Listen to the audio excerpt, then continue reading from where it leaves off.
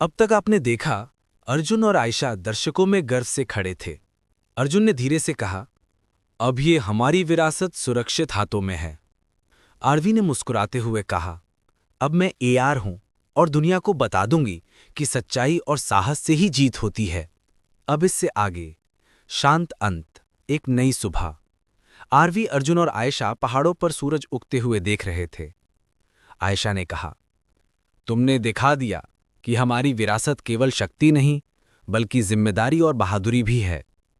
RV ने सिर हिलाया, और मैं इस जिम्मेदारी को कभी कमजोर नहीं होने दूंगी। अब दुनिया जान चुकी है, एआर का नया अध्याय शुरू हो चुका है। अर्जुन ने उसे गले लगाया, अब ये सिर्फ तुम्हारी कहानी है, लेकिन याद रखो, हम हमेशा तुम्हारे साथ हैं। सूरज की पहली किरण पड़ती और तीनों ने हाथ में हाथ डालकर नई सुबह, नई पहचान और नई जिम्मेदारी की ओर कदम बढ़ाया। ये अध्याय पिछले सभी अध्यायों से ज्यादा दार्शनिक, ज्यादा भावनात्मक और ज्यादा विज्ञान आधारित होगा। इसमें आएगा नई वैश्विक तकनीक, समय का अस्थायी समाधान, एक रहस्यमयी दुश्मन और आरवी का सबसे कठिन निर्णय। आरवी, नई दुनिया की स्थापिका। समय का युद्ध समाप्त हुए 3 महीने बीत चुके थे। दुनिया फिर से सामान्य दिख रही थी। कैलेंडर आगे बढ़ रहा था और दुनिया सांस ले रही थी।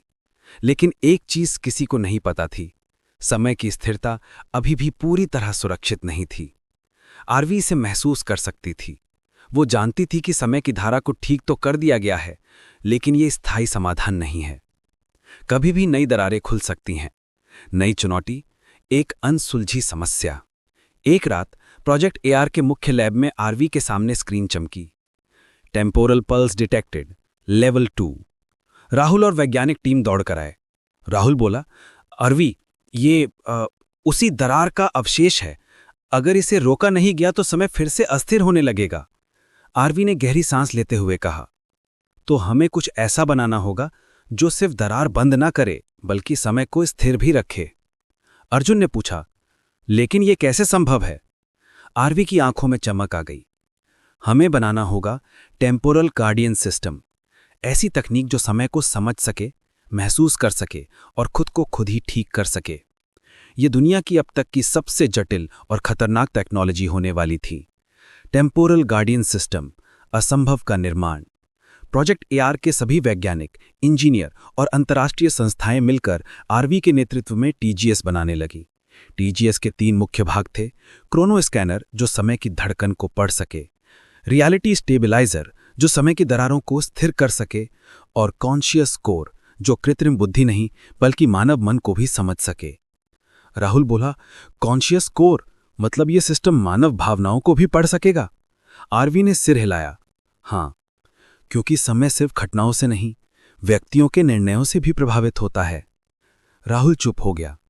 शायद वो समझ रहा था कि उसकी भावनाओं भी समय के टूटने की वजह बनी थीं। पहला संकेत, एक अदृश्य शक्ति। टीजीएस लगभग पूरा होने ही वाला था कि अचानक पूरी दुनिया में अजीब घटनाएं होने लगीं। कहीं घड़ियां तेज चलने लगी, कहीं एक ही दिन 2 बार आने लगा, कहीं बच्चे भविष्य की बातें करने लगे, कहीं बुजुर्ग अपनी युवावस्था देख रहे थे। एआरवी टीम को सिग्नल मिला, unknown entity detected in temporal field. RV चौकी, एक अनजान शक्ति? ये इंसान नहीं, कोई और है। अर्जुन ने कहा, क्या समय की धारा में कोई जीव भी हो सकता है?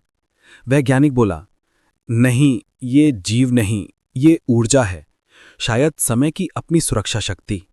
राहुल फुसफुसाया, या शायद समय का दुश्मन। रहस्यमयी शक्ति, द टेम्पोरल फैंटम। स्क्रीन पर एक धुंधला सा आकार दिखाई दिया, मानव जैसा, पर मानव नहीं। उसका शरीर चमकदार, आंखें नीली बिजली जैसी और आवाज समय की ध्वनि जैसी। उसने कहा, एआर, तुम लोगों ने समय में हस्तक्षेप किया है। समय तुम्हारा नहीं, समय भविष्य का मालिक है और तुम उसका रास्ता बदल रही हो। आरवी ने साहस से उत्तर दिया, मैं समय को बदल नहीं रही, मैं उसे बचा रही हूं। फैंटम गरजा, तुमने समय की प्राकृतिक धारा को छुआ है, अब इसकी कीमत चुकानी होगी। और एक झटके में वो गायब हो गया। समय टूटने की शुरुआत। टीजीएस का मुख्य सिस्टम खुद ब खुद बंद होने लगा। वैज्ञानिक चिल्लाए, टेम्पोरल डिसरप्शन लेवल राइजिंग। जहां जहां मशीनें लगी थी वहां वहां समय रुकने लगा। कहीं लोग स्थिर हो गए, कहीं दो रूप में दिखाई दिए, कहीं बच्चे बूढ़े हो गए, कहीं बूढ़े बच्चे। पूरी दुनिया अराजकता में थी। आरवी ने चिल्लाकर कहा, टीजीएस को शुरू करो, इससे पहले कि दुनिया खुद को खो दे।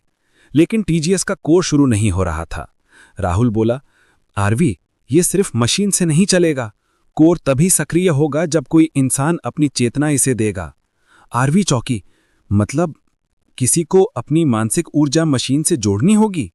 राहुल बोला, हाँ, किसी को अपनी यादें, भावनाएं, सोच सब कुछ मशीन से लिंक करना होगा। आयशा ने कहा, लेकिन ये बहुत खतरनाक है, ये किसी की चेतना को तोड़ भी सकता है। अर्जुन ने कहा, आरवी, तुम्हें ये नहीं करना चाहिए। आरवी ने शांत स्वर में कहा, मैं ही करूंगी, क्योंकि समय को स्थिर करने का मेरा कर्तव्य है। अंतिम निर्णय, समय का बलिदान। आरवी ने टीजीएस कोर में प्रवेश किया। उसका दिमाग मशीन से जोड़ने लगा। उसकी यादें, उसका बचपन, उसके माता पिता, राहुल, उसकी जीतें, उसके डर, सब कोड में बदलने लगे। टेम्पोरल फैंटम अचानक प्रकट हुआ। थाम लो अभी, अगर तुमने ये किया तो तुम खुद को खो दोगी। आरवी चीखी, मैं खुद को नहीं, दुनिया को खोने से बचा रही हूं। फैंटम गरजा, फिर तो मैं तुम्हें रोकूंगा। वो बिजली की तरह आरवी पर टूट पड़ा। राहुल आगे कूद पड़ा, नहीं, इस बार मैं तुम्हें बचाऊंगा। उसे चोट लगी, पर उसने फैंटम को रोक लिया। आरवी ने कोर को एक्टिव कर दिया। TGS started. पूरी दुनिया में रोशनी फैल गई। समय की धारा स्थिर होने लगी। फैंटम चीखा, तुमने समय को मानव चेतना दे दी। आरवी बोली, हां, अब समय सिर्फ धड़कता नहीं, सोचता भी है। फैंटम गायब हो गया। शायद वो हार चुका था या वापस अपनी दुनिया में चला गया था। समापन, एक नई शुरुआत। दुनिया बच गई थी। समय पूरी तरह स्थिर हो चुका था। भविष्य की संभावनाएं सुरक्षित थीं। लेकिन आरवी कुछ देर चुप रही। कोर से बाहर आने पर उसका चेहरा थोड़ा सा जमा था। राहुल ने पूछा, आरवी, तुम ठीक हो? आरवी मुस्कुराई, हां, बस अब मेरे दिमाग का एक हिस्सा समय के साथ जुड़ गया है। अर्जुन ने हैरानी से कहा, मतलब? आरवी ने शांत स्वर में कहा, अब मैं समय को महसूस कर सकती हूं और समय मुझे। आयशा ने उसे गले लगा लिया। इससे आगे का रहस्य अगली वीडियो में खोलेंगे। जब तक आप बने रहिए